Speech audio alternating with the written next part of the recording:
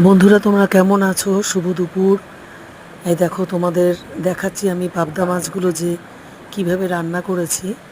খুব বড় বড় সাইজের, খুব ভালো মাছ ছিল, প্রত্যেকটা মাছে ডিম ছিল। তা সেটা আমি সর্ষে দিয়ে পোস্ত দিয়ে করেছি। মাছগুলো এত বড় বড়, খুব অসুবিধা হচ্ছিল ভেজে, তারপরে সেটা ঝোলে ফোটাতে হয়েছে, নাহলে ডিমটা সেদ্ধ হতো না। কিন্তু বেশ টেস্ট হয়েছিল ঝোলটা। এই দেখো কীরকম টকবক করে ফুটছে, খুব টেস্ট হচ্ছে। একটু ধনেপাতাও দিয়েছিলাম। এই দেখো ফাইনাল লুক, মাছটা কীরকম করেছি তোমরা দেখো।